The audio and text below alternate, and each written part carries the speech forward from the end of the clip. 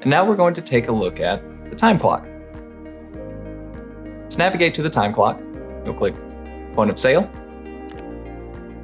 Maintenance, and then right at the top we have Time Clock. On the Time Clock module, we have two tabs. We have a tab for Time Periods. This is going to be the weeks that you are able to schedule your employees. This module allows you to view them. The next tab is the Time Clock tab itself. Under the Time Clock tab, you will see a list of all of your employees' time punches, whether that's punching in or punching out. And this is also where you can perform a manual time entry if ever necessary. To perform a manual time entry, you'll click Add New on the top right. After that, you'll see the Create Time Clock Entry page. At the top of this page, we have a drop-down for the location that this time entry is supposed to be for. Underneath that, we have the employee who is supposed to receive this.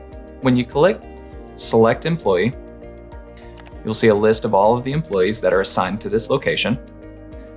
You can highlight them, and then on the bottom right, click Apply. After you do that, you'll see that it is the employee that's selected for this time clock entry. And then underneath that, we have the type of entry this is supposed to be. Whether it is a standard time entry, a sick time entry, vacation, holiday, or other.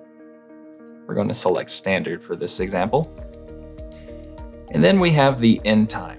When you click into this, you'll be able to select the day, whether that is today or one of the previous days. And then on the bottom side of that, we have the time itself. So we're going to select the end time. And then beneath that, we have the out time. So when the employee clocked out.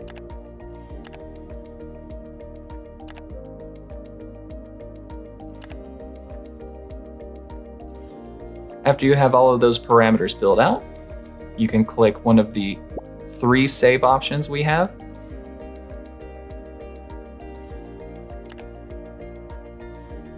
And then you can see that we now have a line for that manual time entry. And that's the time clock module.